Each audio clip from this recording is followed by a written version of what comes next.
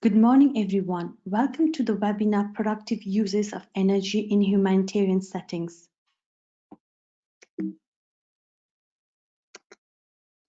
My name is Ranisha Basnet, and today I'll be moderating this webinar along with my colleague Lisa Fellman from Energypedia.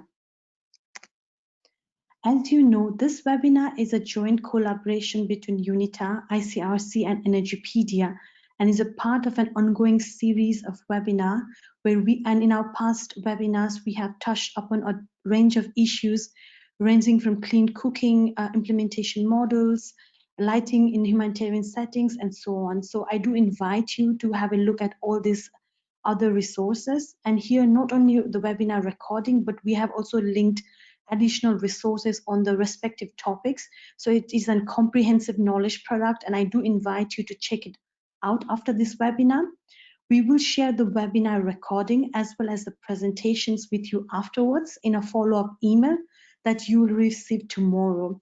And there you have the link to download the recording and presentations from today, as well as you can also have a look at all these different resources that are present in my slide right now. So let's kickstart the webinar by knowing a little bit about you. So I'm gonna drop a poll question on your screen right now.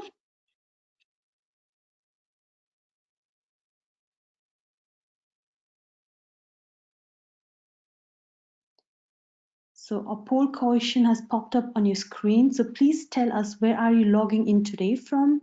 Asia, Africa, Europe, North America, or other regions? The answers are coming in, so I'm going to leave it for a few more seconds. These poll questions are to understand you, the audience, better so that we can understand your need and interest and tailor our other webinars according to your need and interest. So I'm going to leave it for a few more seconds. Now I'm going to close it and show the results.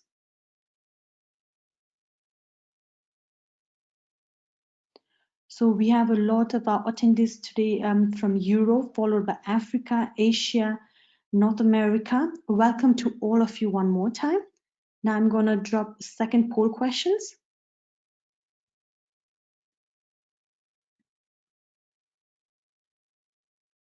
So please tell us, in which sector do you work in?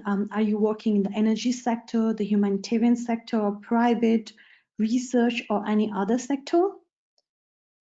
Again, the answers are dropping in, so I'm going to leave it on for a few more seconds.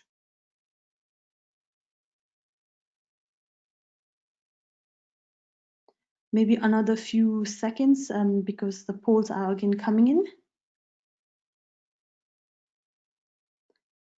And now I'm going to close the poll and display the results.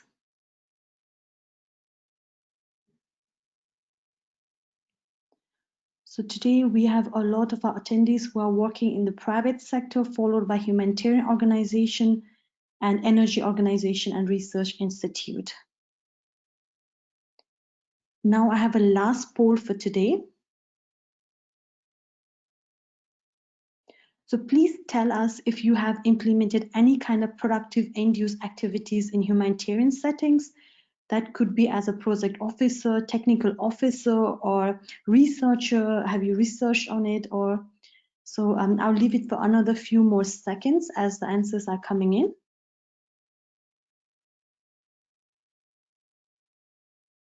And maybe another few more seconds. And now I'll close the poll and display the results.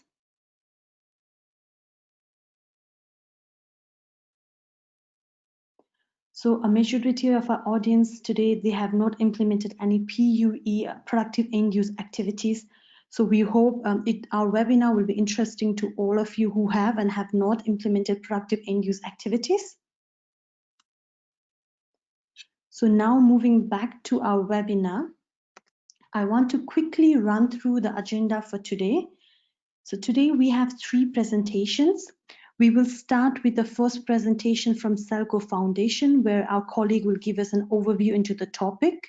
And then we have a case study from Rwanda from our colleagues from Practical Action and Energy for Impact. Then we will jump to Kenya, where our colleagues from SNV Kenya will present their case study. So a few house rules before we get started with the first presentation. On your screen on the right side, you should see like on the screen right now, you see a screenshot of a question box. You'll see the similar one on your screen on the right side. If you don't see that, there is an orange icon. If you click on that, it will expand into a question box. So please use this question box and type in your questions. And since we have 3 presentations from different countries, so please do let us to whom the question is addressed to. For example, speaker 1, speaker 2, or for question to Rwandan or to Kenyan case studies and so on, so that we are able to assign it to the respective speakers. So what we will do is we will collect all your questions during the webinar, and towards the end, when we have our Q&A session, we will then address them to the respective speaker. And now I would like to invite our first speaker for today, Shripati Hadigil from Selco Foundation.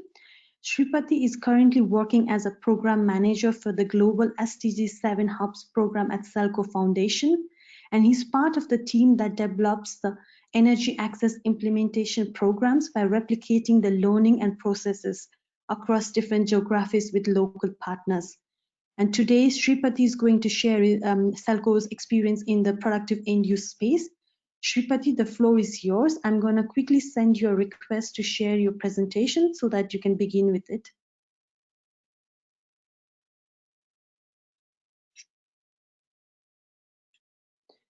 So if you could share your screen and unmute yourself. Sure. Can you hear me? Yes, if you could just go to your full screen mode, then we can see the presentation in full screen. Sure, I'll do that.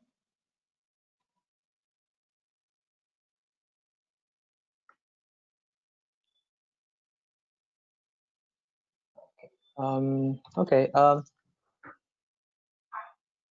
So thank you, Ranisha. Thank you so much.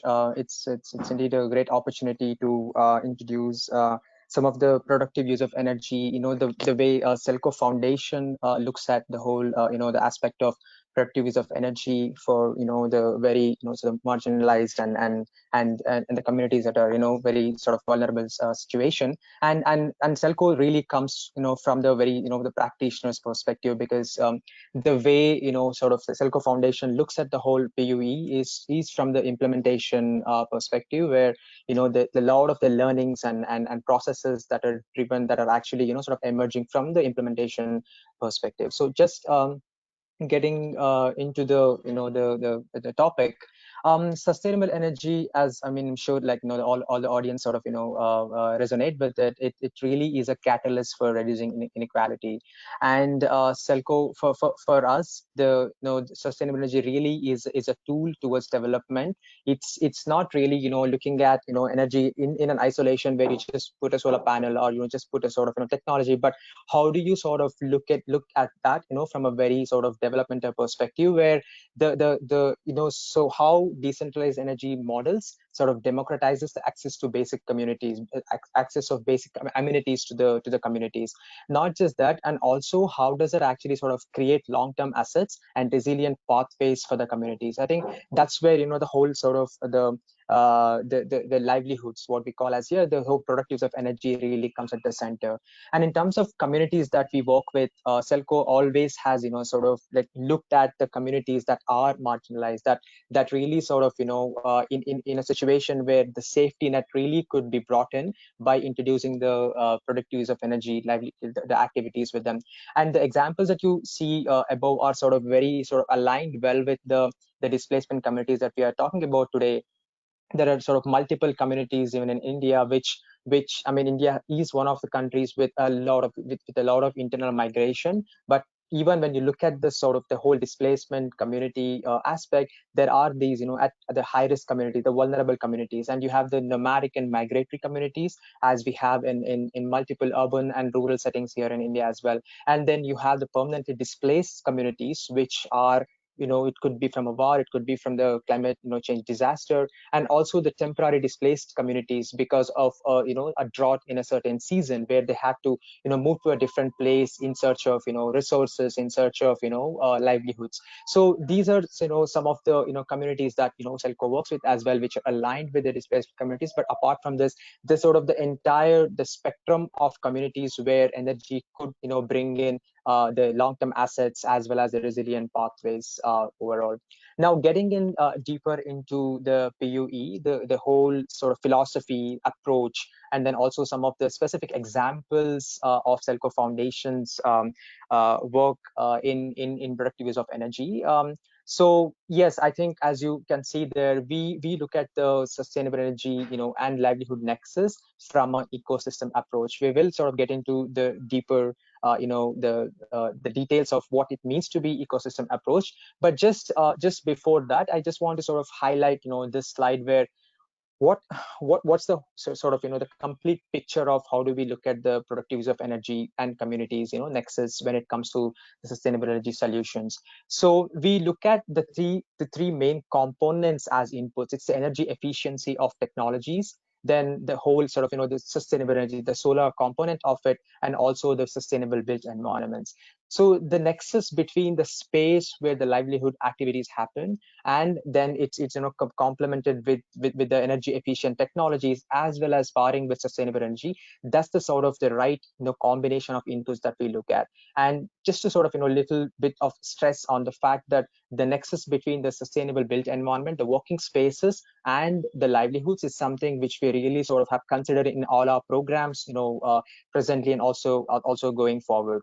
Now, when you have these the right inputs, then the technology obviously becomes a catalyst. You have the technology, but for us, technology is just one piece in the puzzle. Then only when it's combined with appropriate financing, appropriate training and capacity building, then the forward and backward linkages for the entrepreneur and the right policy environment, then only the whole solution becomes more sustainable and more sort of relevant for the community. So we bring in different partners, different stakeholders into this, the whole the sort of equation where the right the financing is done for the technology. Then you have the capacity, the training programs are sort of designed and work with local partners in terms of providing the training for the communities. Then also how does it ultimately sort of influence the local, regional, and national policies as well.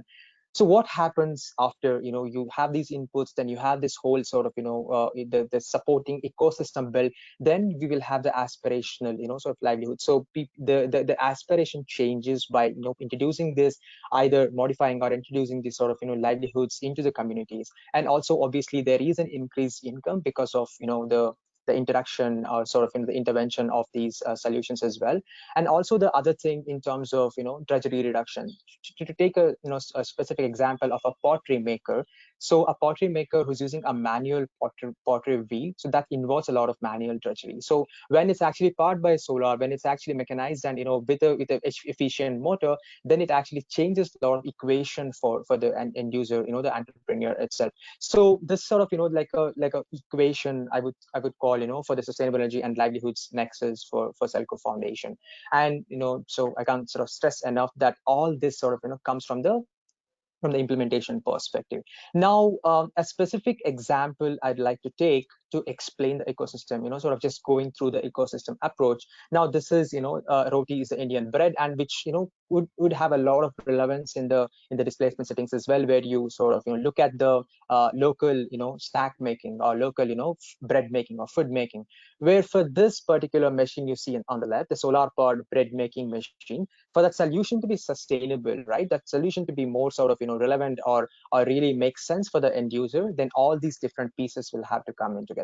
So what we work with the local technology manufacturers and designers to sort of make that, to sort of build that energy efficient roti rolling machine, the bread making machines, at the same time also looking at the space layout. So how do you make the whole productivity and the overall sort of the space around the livelihood becomes more conducive, and that increases the opportunities of more income for the entrepreneur. Then we also look at the linkages. So obviously Selco Foundation doesn't sort of do it directly, but we work with local partners to make sure that the right linkages are built in. It could be in the form of the market linkages, which for example, if it's an individual entrepreneur in a certain marketplace, how do you look at expanding your market? So we work with local partners in building that.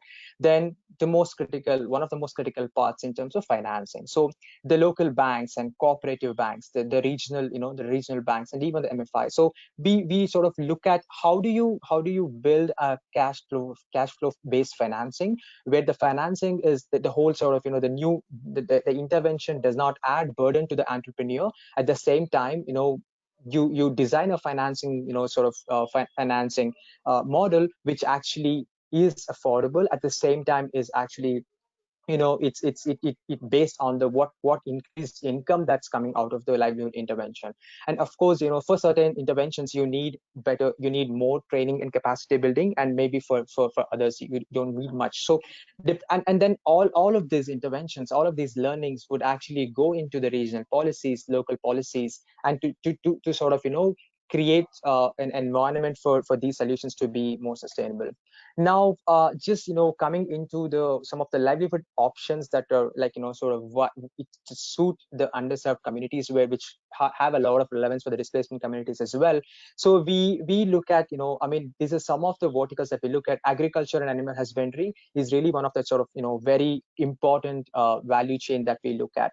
It could be it could obviously vary from region to region, the value chain that you choose. It could be rice in one region, it could be millet in other region, or also in terms of animal husbandry, depending on the regions, you sort of look at the what sort of value chain makes sense.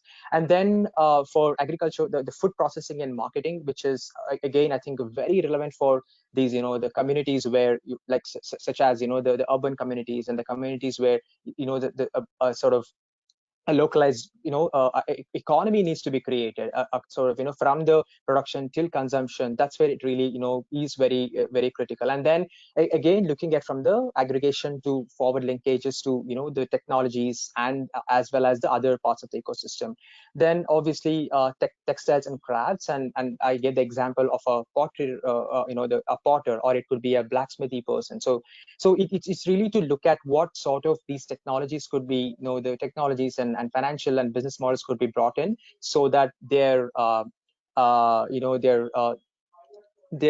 access to the income and more income will be improved. And finally, I think the infrastructure, the whole servicing, it could be digital services, it could be the like, sort of you could be last mile healthcare services, or the refrigeration services. So it really looks at sort of these micro enterprises within the sector, which I'm sure I think in these communities are going to be very critical as well. Now, this sort of just lists out some of the value chain that we have worked that we have implemented with local partners and champion entrepreneurs as well. I mean, as you can see there, it's paddy to spices, and when it comes to animal husbandry, dairy, poultry, piggery, and then in food processing, it really sort of cuts across the geographies in terms of what is relevant for the geography, what is relevant for that local locality. So based on that, the solutions are developed as well. And then and also the last column as well, where we look at the whole sort of textile and the crafts and arts as well. So the when we look at these the innovations, when we look at these interventions, it's really looked from a very sort of comprehensive manner. So how does it ultimately bring in the resilience and also makes more sense for the end user community, whereas where the technologies and financing and business model sort of comes in together as supporting pieces. Now, to take a specific example of paddy, for example, so the rice value chain, as you can see there are multiple challenges when it comes to rice processing at the last mile, the decentralized rice processing. So obviously the tradition is far, and you'll have to sort of put a lot of transaction costs for the farmers to go and get the right amount of services. And then that's when a technology like rice huller, the solar powered rice huller, which is efficient solar powered rice huller, comes into play, where you have 50% of energy savings. Not just that, but also it sort of brings in the quality in rice as well. And also I think what is very sort of what is very critical here is uh, the way it's implemented, right? In terms of the business model, is it an individual entrepreneur, is it a is it a farmer producing organization which is doing, which is sort of owning the solution? So really depending on that, the technology and financing and business models are designed for it. So it could really vary in terms of the type of rice. It could vary from, the type of the business model that's there. So depending on that, the solutions are designed to make sure that, the solution becomes sustainable over long term. Then just going forward, now just taking a specific example of, dairy to explain the whole value chain approach that we look at.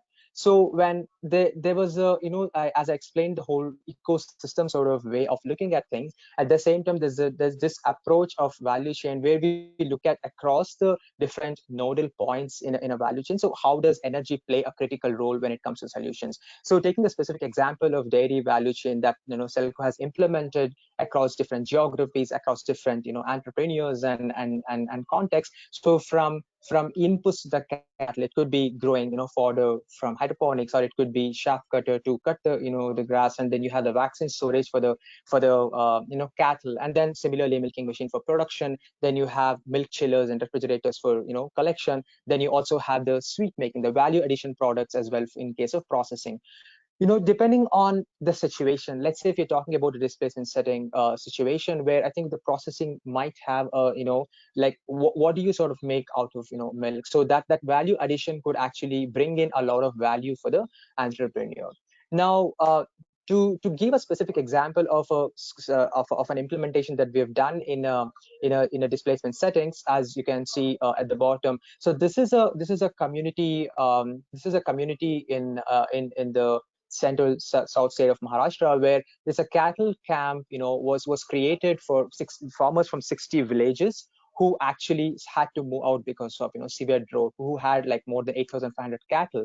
So when they moved into a camp, which was a temporary sort of a camp for the communities, so they had these cattle, and there was an opportunity for sustainable energy to actually make sort of they make their sort of livelihoods better and more improved. So a solar power shaft cutter was introduced there, where it actually not just reduced the drudgery but also sort of helped the communities to have better solutions for the inputs for the cows, inputs for the cattle as well. And then as you see at the top, the milking machine, the efficient milking machine, which Selco has worked very closely with the technology manufacturer in making the machine more sort of efficient, and then that sort of comes in the production nodal points of the value chain. So it really sort of looks at the overall need for the community when it comes to a certain value chain, and then plug in from the technology, from the business, from the financing perspective in those nodal points. Just a couple of examples that have relevance, quite a bit of relevance in the displacement settings. It could be the poultry farming, which I mean we also observed when we were in Djibouti doing the assessment for the overall sort of sustainability interventions. And then as you can see there, it's the sort of the it was it is implemented in one of the sort of least developed states in India, Odisha, with one of the champion local partners in different sort of nodal points in the poultry value chain. Then just coming into the one of the the sort of things we did with in Djibouti, with a partnership of Untitled, like earlier this year, before the COVID hit in. So this sort of this gave us a lot of insights into what type of businesses, how do you sort of create livelihood opportunities in these scenarios where it creates a local economy. As you can see in the challenges, most of the economic transaction in these communities is very consumptive, where a lot of the resources that comes in, that just goes out. So that's where when we went there for the whole sort of assessment activity, there were opportunities of these sort of micro enterprises, where the interventions, not just from the technology perspective, but from the right sort of that type of financing, where it could be it could be a revolving fund, where the money actually gets revolved, and at the same time the economy is also quite circular. So the production happens there, the consumption happens there, at least for 2 or 3 cycles, where the money actually sort of flow. It's within the communities. And at the same time, there were opportunities such as the food processing, where there was obviously an opportunity for the communities to become sort of increase in, not just increase in income, but also creating these livelihood options that also supports the other sort of economy, the other activities around it as well. Having a cold storage with a micro entrepreneur in these communities would actually sort of encourage the other food processing food making entrepreneurs as well. So considering with some of the activities that could really be enhanced from the PUE, the sustainable energy interventions, where only when it's sort of supported with the right amount of skilling, and then also I think just to sort of the last point about this is the way infrastructure could be sort of supported so that the economy gets some sort of kick started in this community. That becomes very critical when you look at solutions such as cold storage and solutions like a rice huller, where it becomes an asset for the communities itself. Only when it's supported from that angle, then it actually sort of brings in the sort of kickstarts the economy in these regions.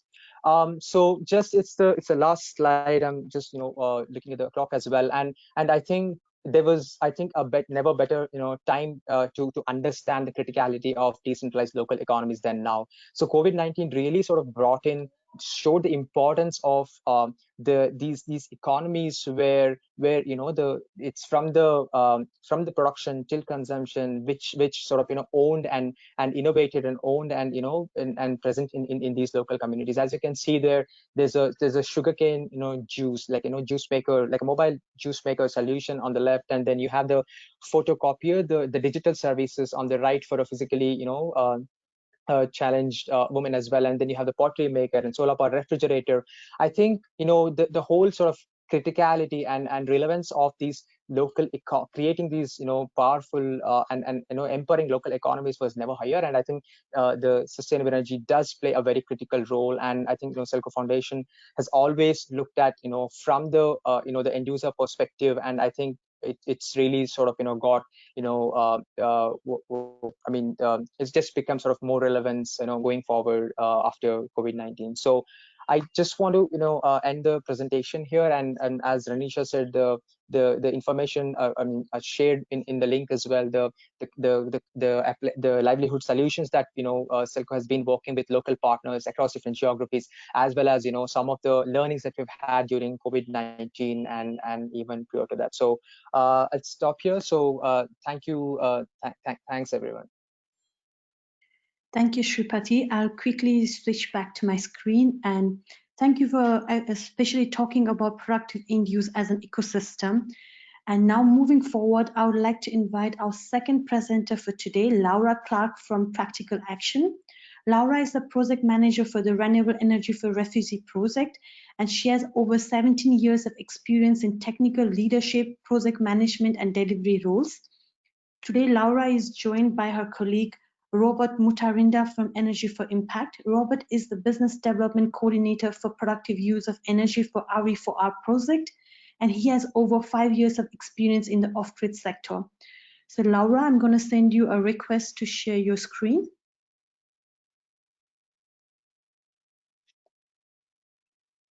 So if you could unmute yourself and share your screen.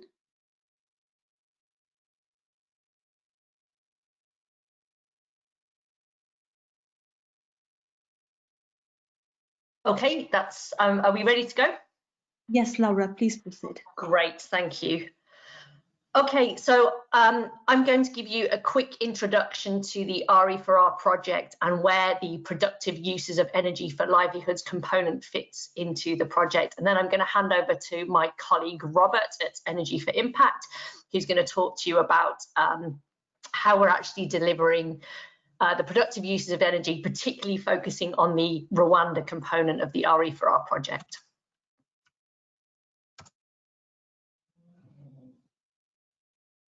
Oh, sorry.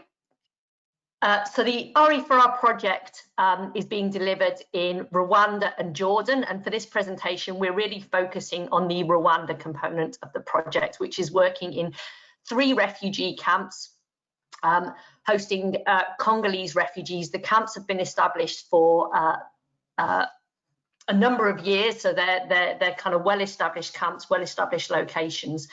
And our work under RE4R is really looking at a total energy access approach, trying to deliver renewable energy solutions for households, for businesses, for community areas and community facilities, and also for the institutions and partners that are working in those camps.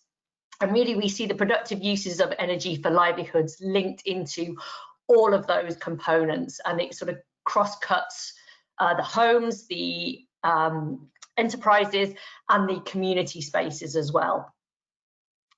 And the project is being delivered by a number of partners, and in particular, we're partnering with Energy for Impact, who have experience of working on productive uses of energy in the host community in Rwanda.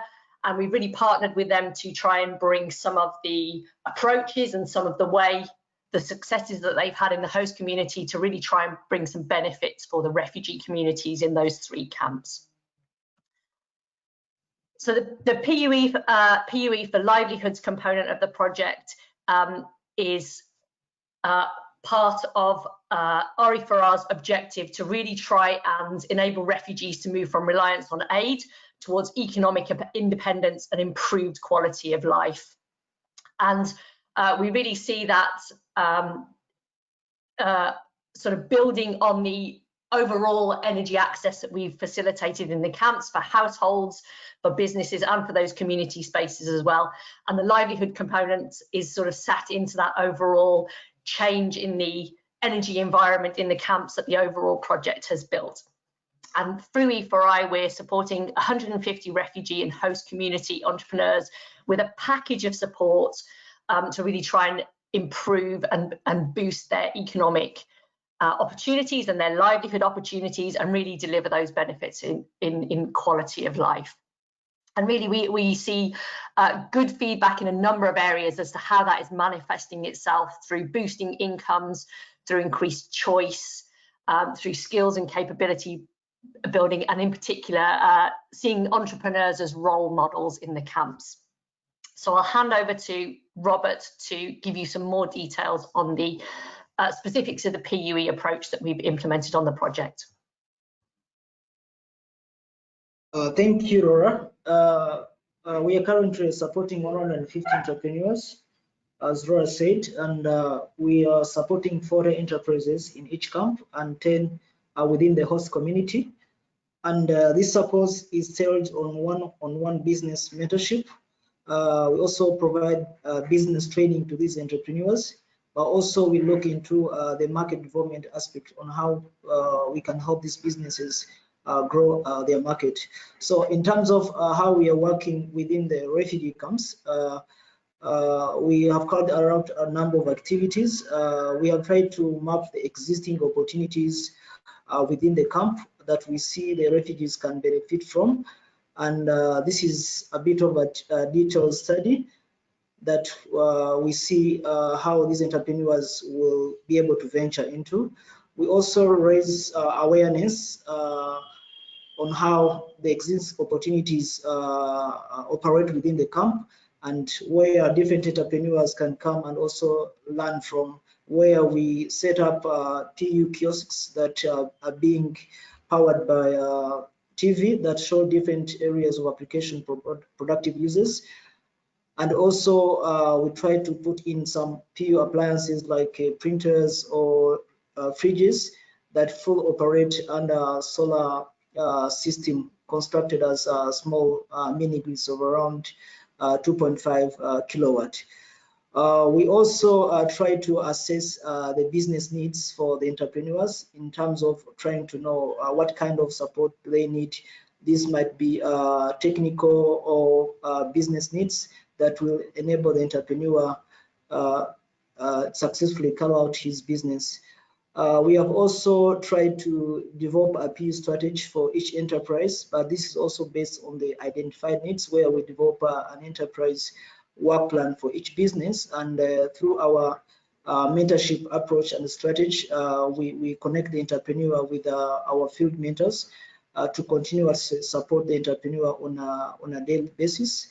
We also link these entrepreneurs to suppliers of solar systems, and we have seen some of our productive use supported using solar home system, and also they are using grid as a source of power. but this mainly depend on the power requirement that the business will require through the kind of appliances they're using in the business. For example, we have high power rating appliances that will require to be connected to the grid, and also low power appliances that require to be connected, like on the solar homes, for example, salons that don't consume a lot of power. But also this goes in line on how much maybe the entrepreneur would require to invest into the source of power. So we look into the economics of the power source, and then recommend appropriately to the entrepreneur.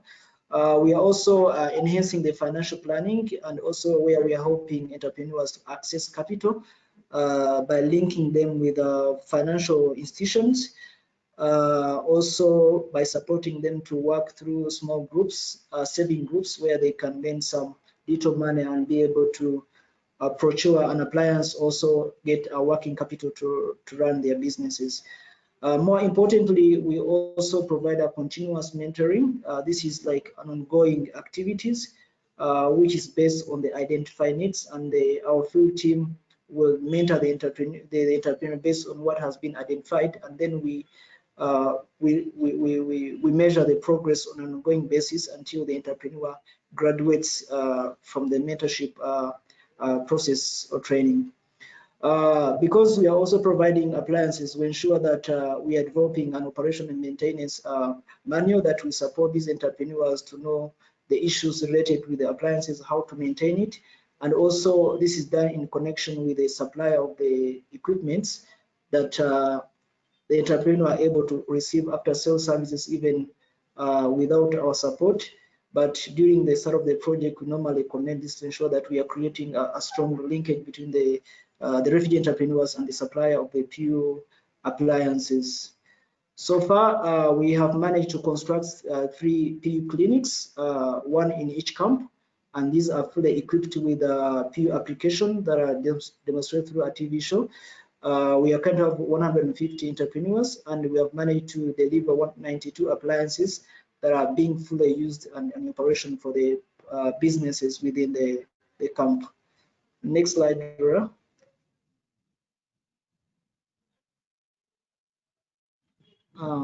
So from our learnings, we have seen that we are seeing some differences in terms of the entrepreneur we are supporting. We have got some male entrepreneurs, female entrepreneurs, and also mixed businesses. The mixed businesses, these are businesses that are being grouped together. So we have some cooperatives, and also we have some individuals that have been working in a scattered way, and we help them to come together.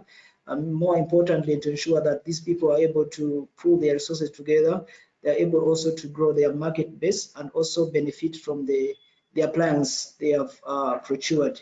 So in terms of income, we have seen that mixed businesses are doing more better, maybe than male and female, and which is a great learning from us. And also in terms of ensuring sustainability, we have noted that when people are grouped together, they are able to, their business is able to last longer than individual business, because it's a group benefit of the entrepreneurs rather than working as an individual. So this is something that we are learning as we go on implementing the productive use in the refugee camps.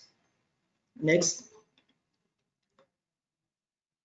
So I'll just give an example. This is an example of an entrepreneur that we have supported. It's a cooperative in one of our supported refugee camp in Rwanda, and they are doing a milk cooling. Within the area where they operate from, there's a lot of cattle keeping. So we did some analysis within the local area to see how potential this business is, and we have supported this group to come together and form a cooperative. And currently we have supported them to procure this milk cooler, and they are able to support the refugees within the camp. And earlier, before, people within the camp, they were buying milk from the bicycle riders. So now it's better that they have a milk cooling machine they are no longer have some wastage in milk. We have seen some more jobs being created for 5 employees that also involve the refugees. We have also seen an improvement in terms of business skills where they are able to track their daily sales, which they did not do before, and also an increment in sales compared to the baseline that we had collected. Next slide. We also have another case study, and this is also a milling in one of our camp in Gihembe. This entrepreneur was operating outside the camp, and we noted that within the camp there is an opportunity for milling. So we supported her to move her business within the camp and be connected to the power, and she's currently using the grid. And in terms of impact, we have seen that the entrepreneur is able to get enough revenues. Before she was making $68, and now she's able to make $218 per month as a profit.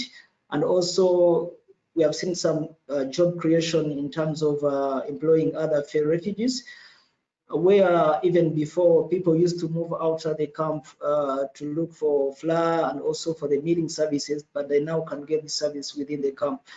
So this has happened also during the COVID situation, where it has also helped to reduce movements within and outside the camp. So it's really a very promising productive use, and it has a lot of actors being involved, because the entrepreneur is also planning to set up a distribution point within the camp where they can also sell to other shops that they can be selling their product that have been making. So they are moving away from selling to individuals and now plan to start packing and also do the distribution within the camp.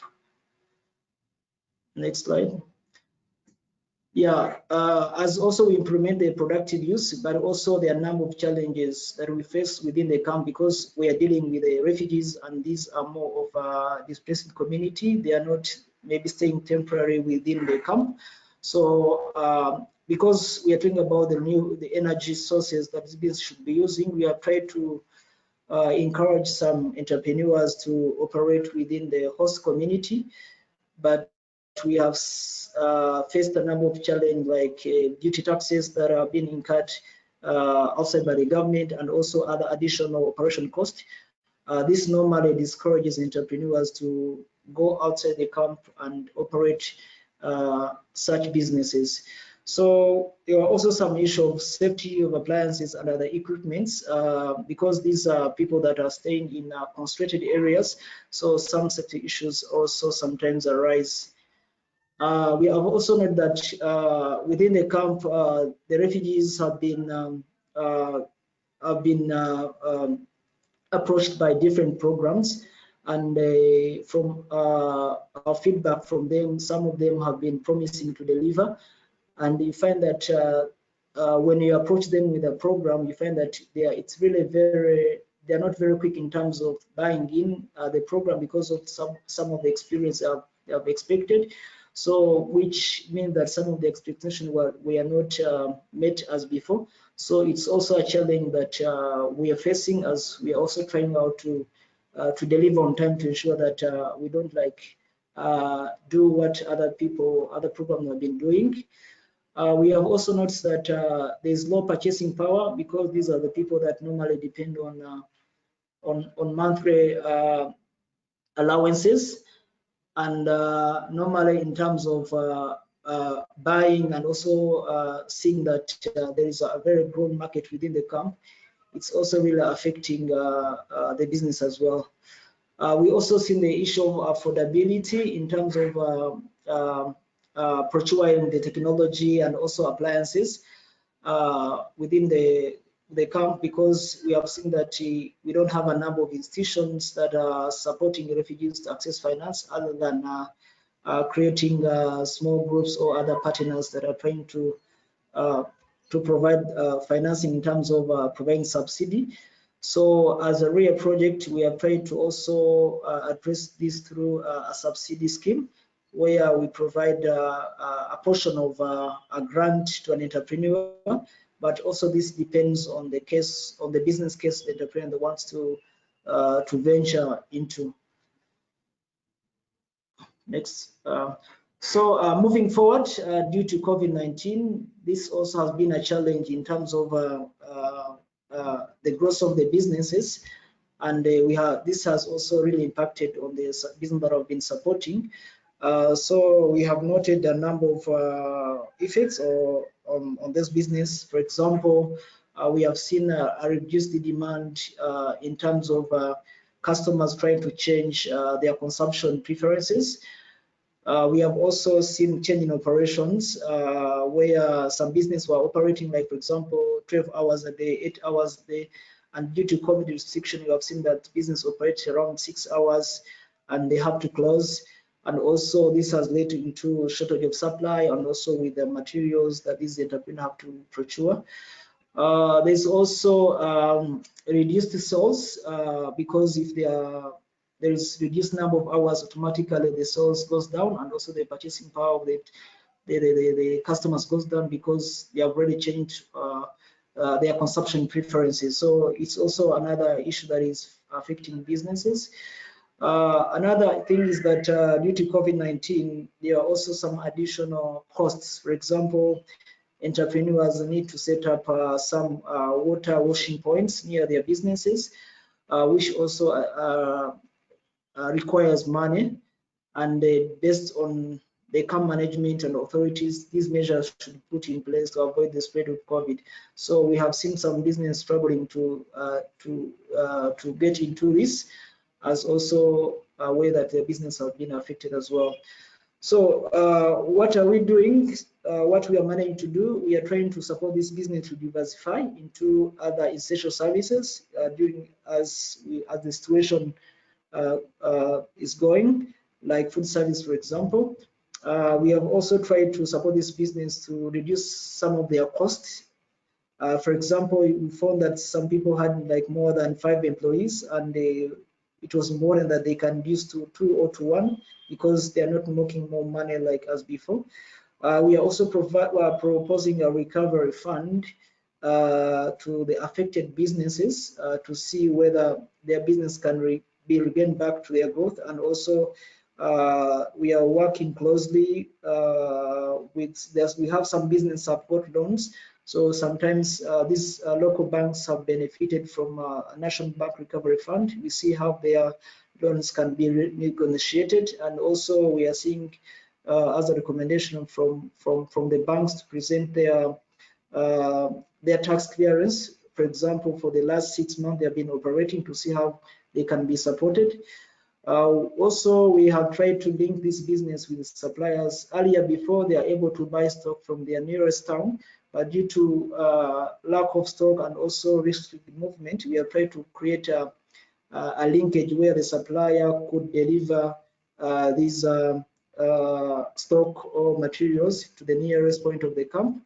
And also we identified some entrepreneurs that are doing well to go and procure in bulk the stock and also distribute to the entrepreneur within the camp. We also are doing a remote support in terms of a follow-up, doing some phone calls and try to do a peer-and-peer learning where we are getting entrepreneurs that are doing well and connect them with the entrepreneurs that are struggling during this situation.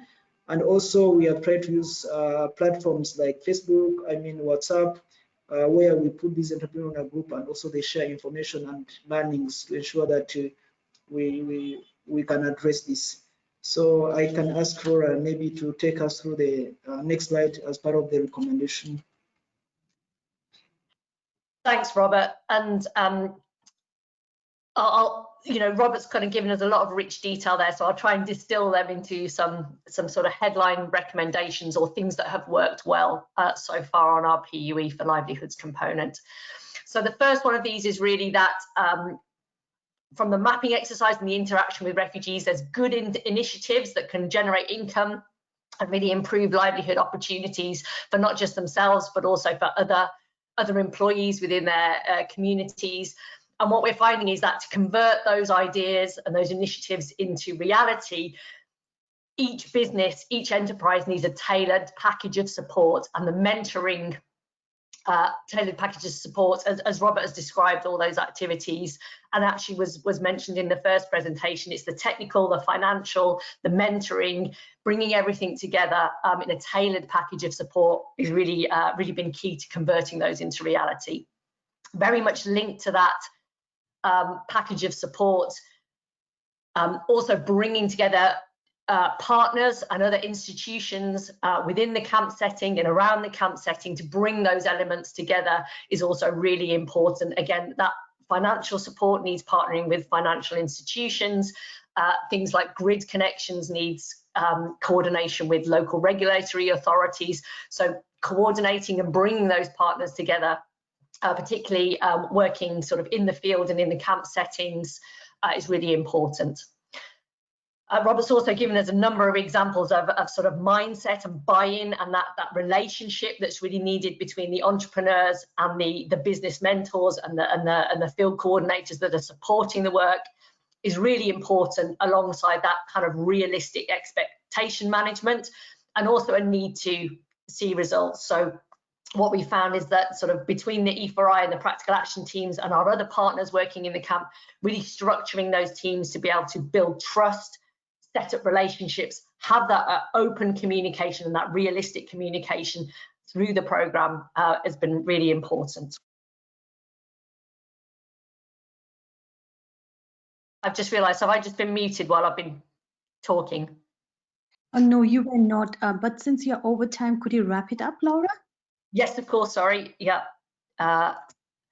Last two recommendations very quickly.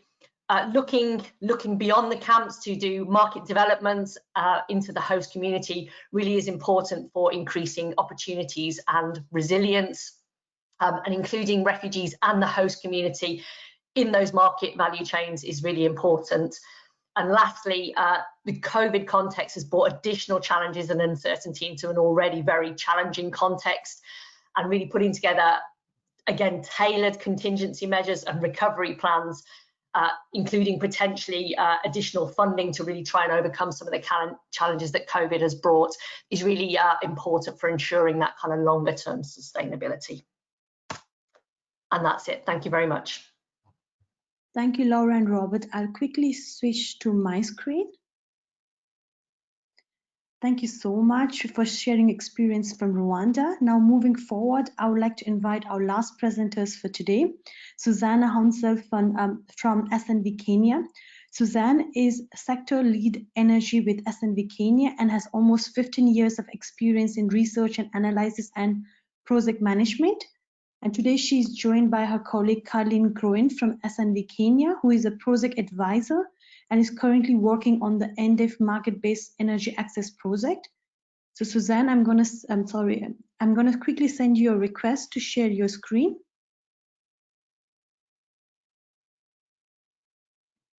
So if you could unmute yourself and share your screen, we could begin with the presentation.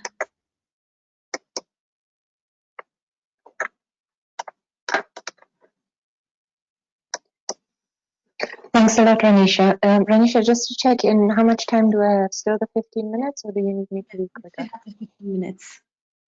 All right, okay. So thank you so much. Good afternoon, everyone. Thanks for the opportunity to present about our work in Kakuma and Kalobeyei refugee camps in northern Kenya. I'll be focusing on developing sustainable energy value chains in displacement contexts, specifically focusing on our market-based energy access project, which we've been implementing in Kakuma and Kalobeyei since 2017, actually. Just a quick background is on the agenda. I'll briefly introduce the project and some background information on the energy access situation in Kakuma and Kalobeyei. Then provide you with an overview of the pilot phase of the market-based energy access project, and then look at how we're scaling this up and some findings from a business survey that we did in the camps earlier this year. So just very quickly, the project that we're running in Kakuma and Kalovié is funded by the Energizing Development Program, which is a multi-donor funded program focusing on energy access to rural and remote communities. And under that program, SNB supports GIZ in Kenya to implement two components. One is Kenya-wide, focusing on productive use, but also some focus on cook stoves. But the main component that is of most interest here today is End of Refugees, a project that, as I said, we've been implementing since 2017 in Kakuma and Kalovié, focusing on the promotion of solar systems and higher tier cook stoves for households.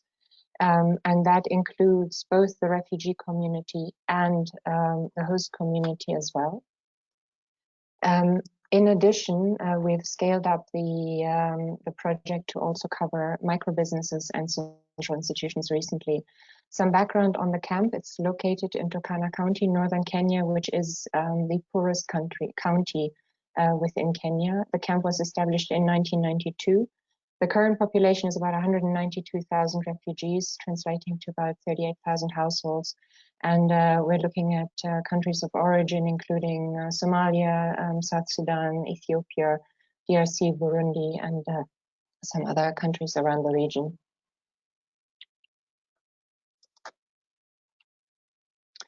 So very briefly, just some background on the electricity situation in the camps. Turkana County as a whole does not have grid access to the national grid. And even though there is a 300 megawatt onshore wind farm that was commissioned a couple of years ago, but that electricity feeds directly into the national grid through to the demand centers in the south. The camps itself, they have no formal electricity access as such. There is a hybrid solar diesel mini grid, which was built through NDEF funding in Kalovié. But the camps in Kakuma are not connected, and not everybody in Kalovié is connected to this mini grid either. Instead, what is happening in the Kakuma camps is that even though solar is increasing as a use, especially for lighting, the use of diesel generators and informal diesel mini grids is still very common. Now, the challenge with that is that because these mini grids are very informal, they're basically one generator connecting wires to households or businesses surrounding the generator, means that the in-house wiring and general overhead connections are substandard and often unsafe. For lighting, firewood is still the dominant source in households in the county, followed by kerosene. There is an increasing penetration of solar lanterns, especially among refugees, also as a result of donation programs. But there is also, with that, an increasing risk of e-waste in the area. Very quickly on the cooking side. Hi, Susan. Yes. The slides are not moving. So I think we've missed the previous one. I think we're still on the background. We are on slide 3 right now. So if you could go to the next slide. I'm on slide 5 on my screen. Wait one moment. Oh, hang on. I might have pressed something. Oh my goodness.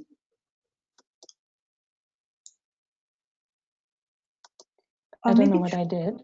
Let me switch back to my screen, and in that time you can close the presentation, open it again. Please. Yes. Okay. Thank you. No problem.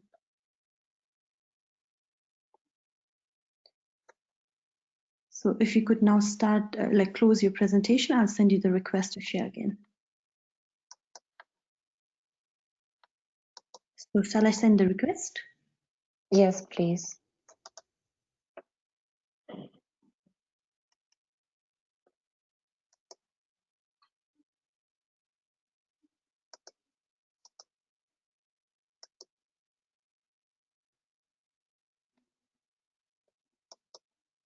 All right, you can now see my screen? Yes. Okay, I was moving the little communications box around, so I think I might have pressed the button by accident. My apologies. Okay, so yes, I've told you about the some background information on electricity access. Sorry. On the yes, Sorry. it's still paused. This is Yeah, so bizarre. Pause. I only can see the first slide, developing sustainable energy value chain. Oh. 1 second.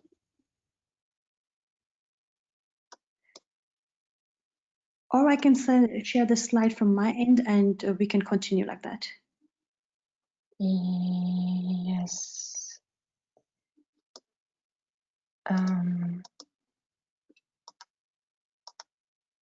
Yeah, maybe that's what we need to do. Oh wait, yeah.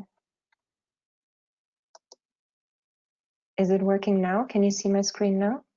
We still see your screen, but we see the presentation mode. It's not in full screen mode. Now? And now we see slide 5. Yes, now it's moving. Good. Okay. Let's continue. I'll be quick. I won't spend too much time on the clean cooking side because there's limited productive use aspects to this with regard to clean cooking. But yeah, the main use of fuel for cooking is indeed still firewood, a business that is worth almost $1 million a year in terms of procurement, and there is definitely a lack of alternative fuels for the local fuel supply there. But let me now speed up a little bit. Apologies for this delay. What we're against this background, what we have been doing with the Market-Based Energy Access Project is to focus on 3 areas that we wanted to improve on in the camp to diversify energy access solutions. One is around solar, supporting basically private sector companies to come into the camp to enhance the last mile distribution channels for solar products, and also to increase awareness of high quality solar products. So the target here was to promote the sales of over 7,000 solar lanterns and home systems. On the cook stove side, again, awareness creation was a key objective in the pilot phase. In addition to supporting distributors of cleaner cook stoves, again, to come into the camp to develop their distribution channels and to sell stoves to the refugees as well as the host community.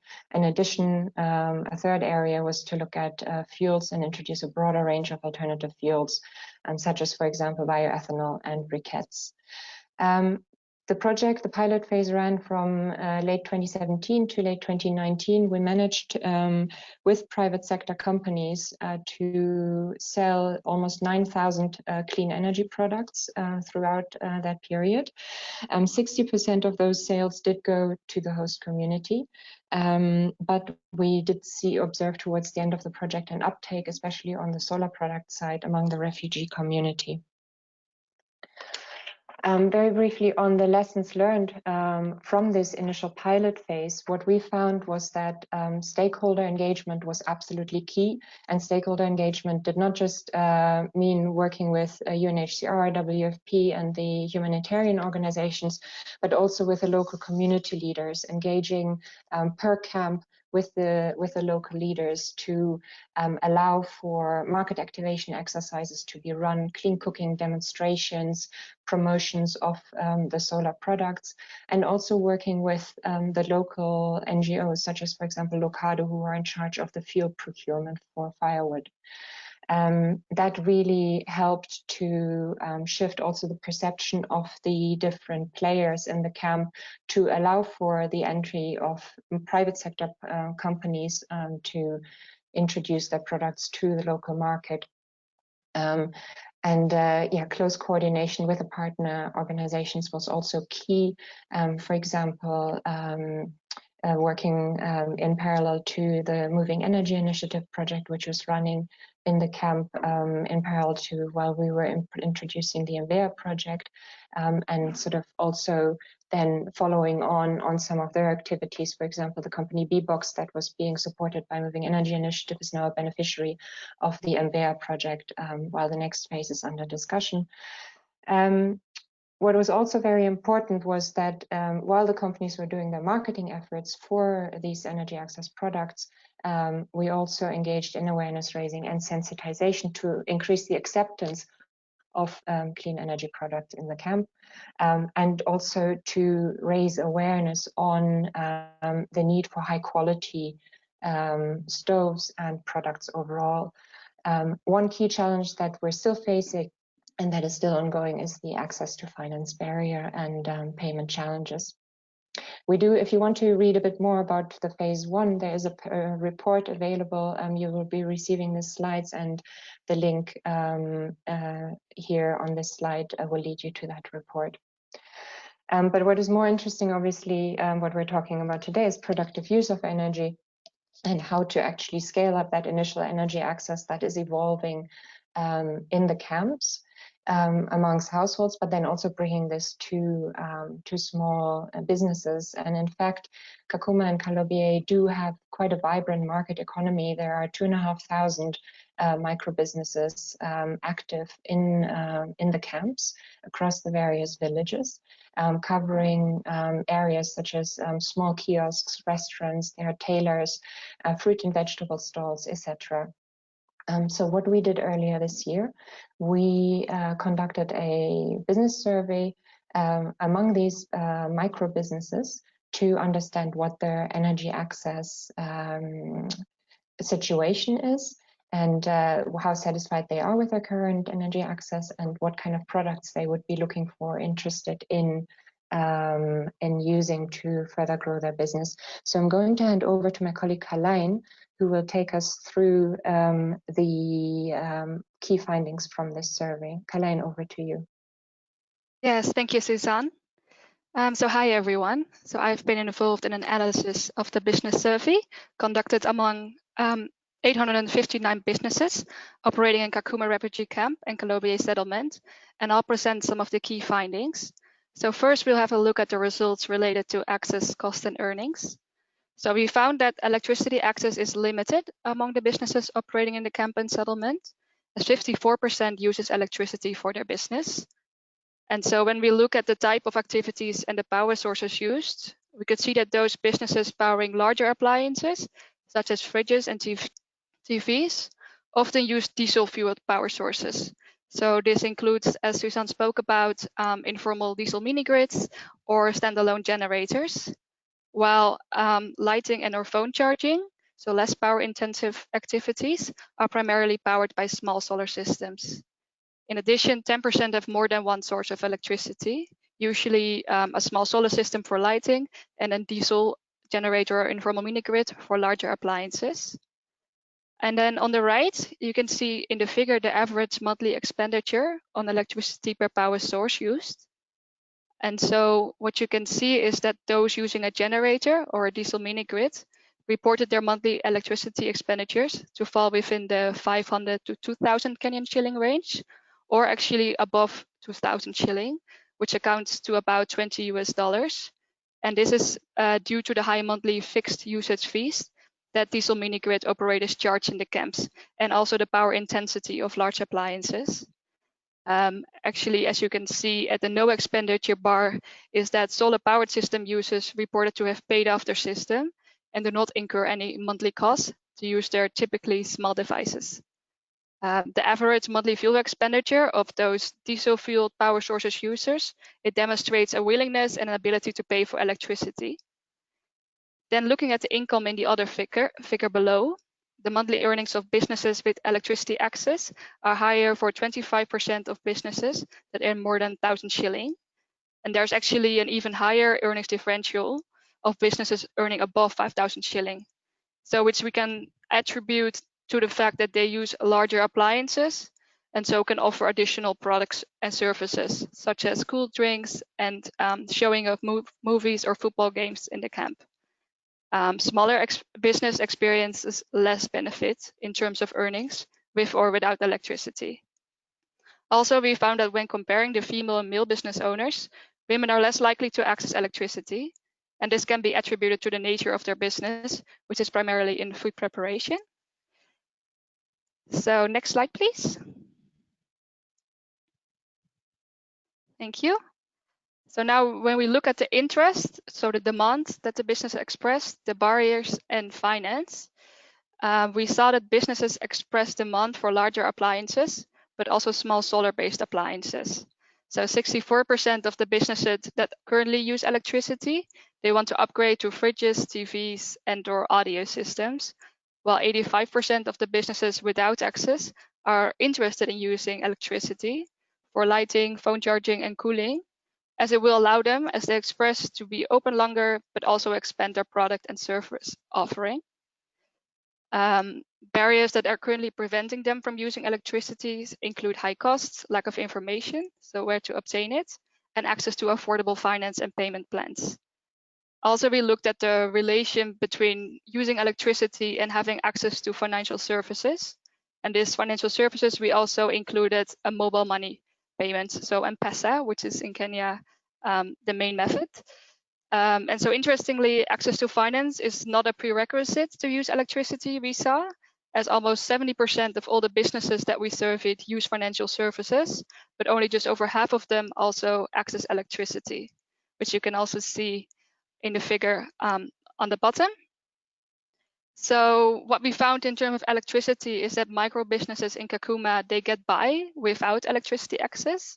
But looking to the earnings, there are more businesses making over 5,000 shilling per month with electricity than without. So in that step change impacts earnings, you could say. So next slide, please. We also questioned those businesses involved in cooking on their cooking practices, expenditure and demand.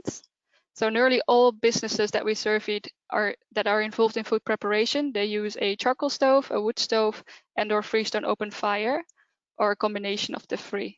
So they practice fuel stacking.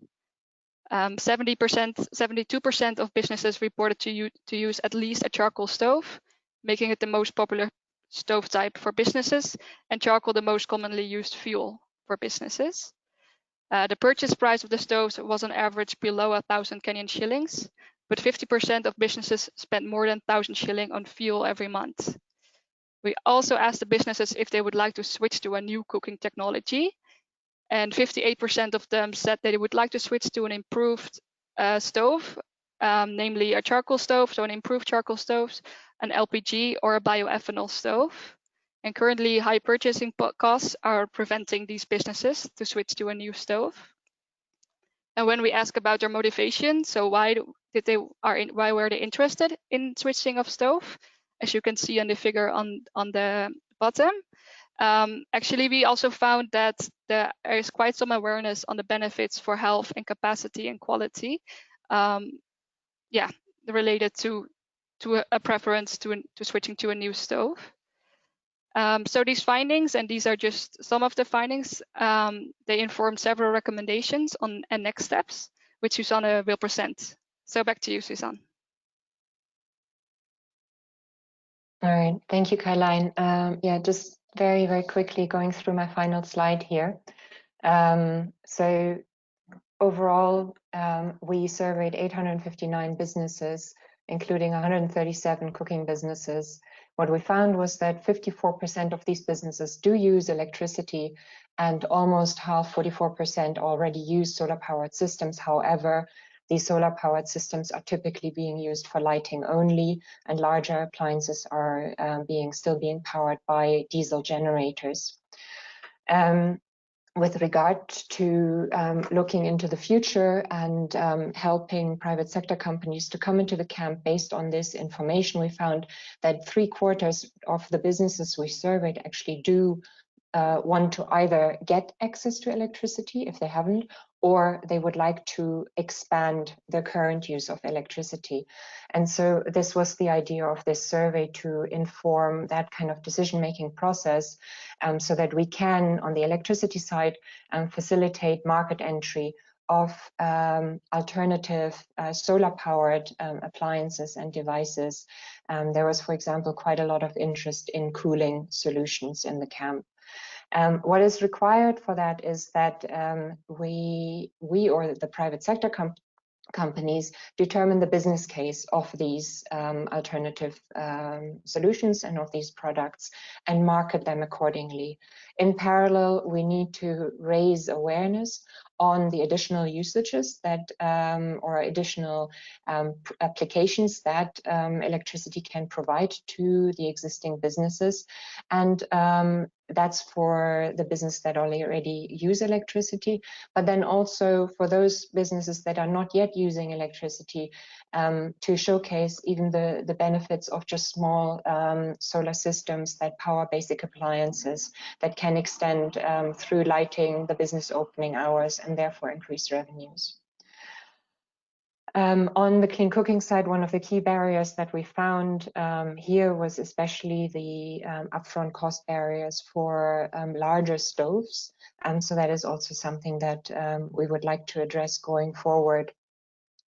We are currently working on a fridge assessment in the camp to understand what type of fridges are currently being used and what could replace the diesel solutions for these appliances.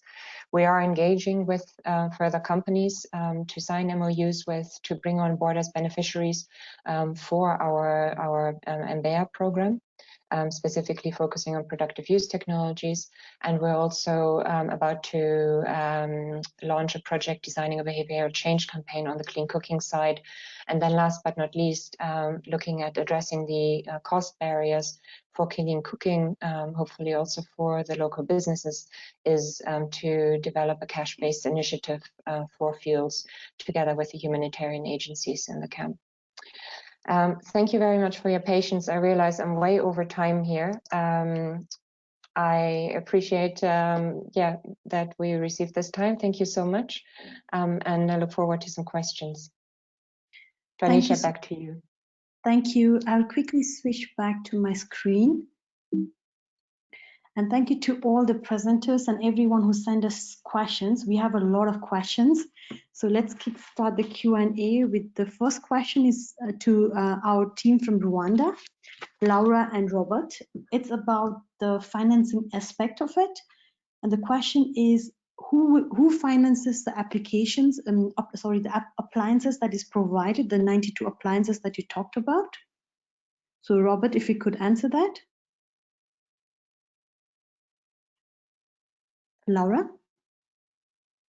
Yeah, in terms of financing the appliances, the project is providing a subsidy as part of the cost of the appliance, and the rest of the equity is raised through either the entrepreneur's own saving and also linkage to FIs, because we have some entrepreneurs that have been able to get loans from the bank. Plus a top up of the grant finance, but this also depends on the business case of the entrepreneur, and then we make a decision how much we can provide to the business in terms of the grant. For the loan, do they have some collateral that they can put up, or do you guys also help with the loan application process? So we support them in the loan application process.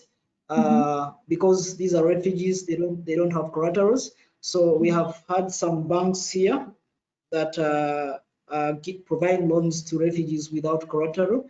But this is an agreement they are having with, I think, UNHCR. And what they do, they provide a loan of 6 months, and a maximum loan is around 600,000 rand in France. That might be around $700. So they don't require any other collateral. They not just look into your business case and how the numbers looks like and the cash flows. And then in terms of making decision of financing providing the loan to the entrepreneur, we have to sit with the loan officers from the bank, and we make a joint decision on how now the business will pay back. But also we support in terms of through our mentorship program, we ensure that the business the entrepreneur is running is able to pay back the loan. So if we see the loan is not a right thing to take the entrepreneur, and then we recommend otherwise, but we are involved in the process of the loan application. Thank you so much. And then the next question along the finance line to everyone is, especially when we talk about the refugee settings, is there an opportunity to use blended financing to upscale the PU models? So maybe Shripat, you can say something about it, and then I go to the other colleagues.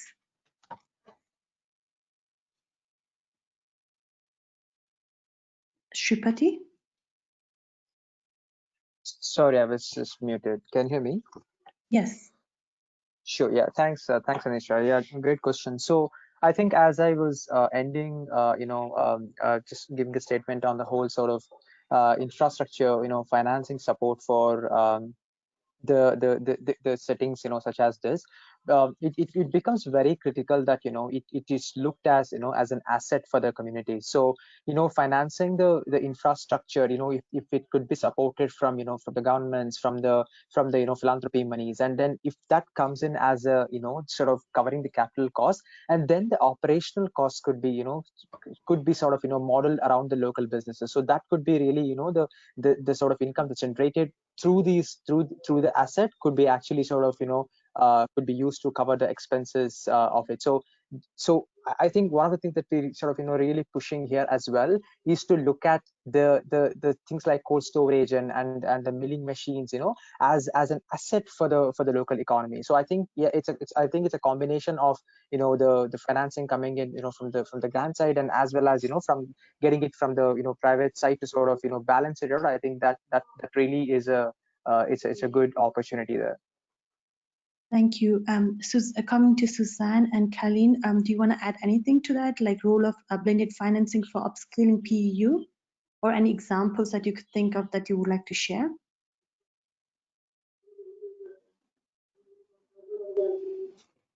Yeah, financing, it's a tricky one. I mean, we did find amongst the businesses as we were presenting that companies do have, or the businesses, the micro businesses do have a degree of access to finance. But they are also, especially when it comes to the more innovative financing models, for example, around pay-as-you-go, there are restrictions in Kenya around the use of M-Pesa, of mobile payments by refugees, because refugees can only carry an alien card for about 3 months. And so to actually register for a permanent M-Pesa account, that needs to be extended. We do, however, are seeing more of a shift, especially when it comes to the Kalobey integrated settlement, where a cash-based initiative with unrestricted cash is being managed. That there's more, well, at least for the households, there's some cash available to use more freely. But yeah, that would be the sort of challenges on the ground there for access to finance. Thank you so much. Colleen, do you want to add something to that? No, thanks. I think Suzanne covered most of it. Thanks. And now coming back to Laura and Robert, from your experience in Rwanda, anything you'd like to add on blended financing?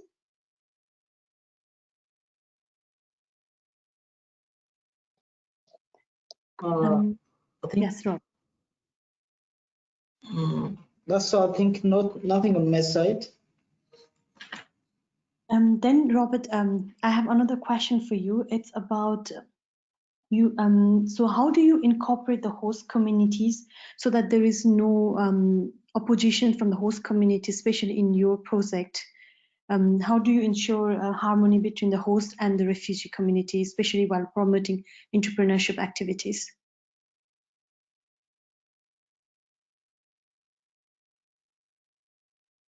Come again, I didn't hear you well. Oh, sorry. So the question is, how do you work with both the host and the refugee community so that there is no opposition from one another side, but rather there is a harmony, especially when you are promoting entrepreneurship activities, that the host community do not oppose to the refugee communities being trained on it?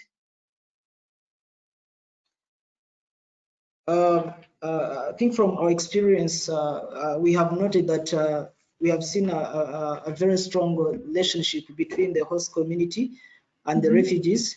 because we have seen some refugees doing some businesses within the host community, and also some refugees are also buying some goods after they come within the host community. So we have seen that there are some businesses that cannot run within the host community because they require a very high power rating appliances, and also they may require a very huge investment.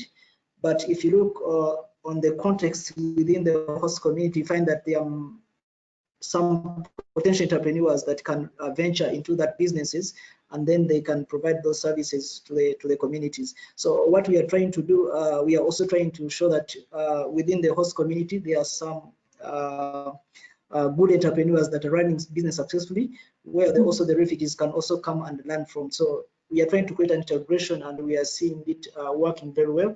And we are also encouraging the refugees also to operate within the host community, despite of some challenges like taxes or other cost operation, but we have seen a few adapting that into working from the host communities. So there is also a very positive nexus between the refugee enterprise and also the host community, because we have seen some that are being partnering within the same businesses and also sharing the profit. Yeah. Thank you so much, Robert. Coming to Suzanne, what about in Kenya? Have you experienced it, or anything you would like to share on that? Sure. So yeah, as I was saying, the program really focuses on developing distribution channels into the refugee camps as well as the host community. And so 60% of the product sales actually did go to the host community in the pilot phase.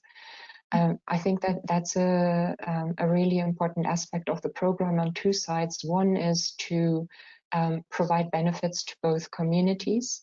The host community is also relatively poor and marginalized, and so it's important to not create any further friction by focusing our interventions only on the refugee camps.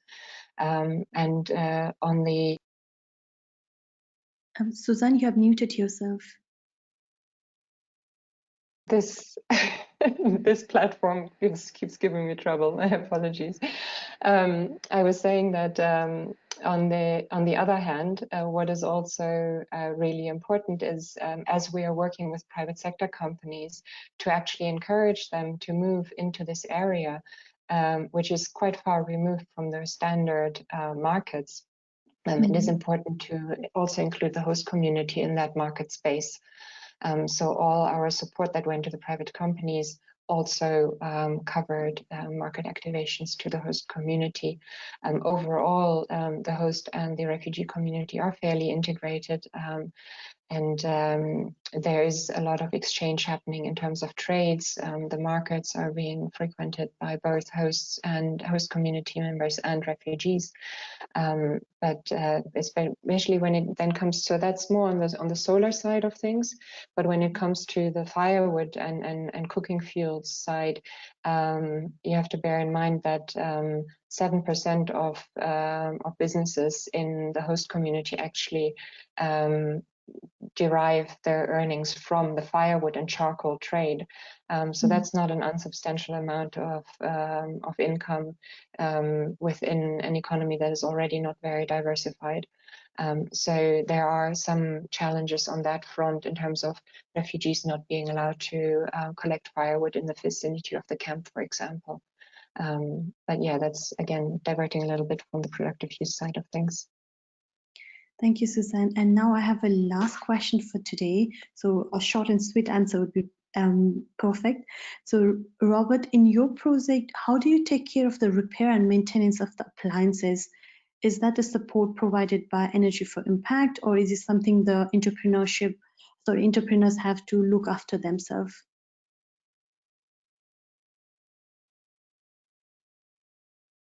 We actually make a follow-up during the duration of the project, but we normally work with the suppliers because they have to offer some warranty for the appliances.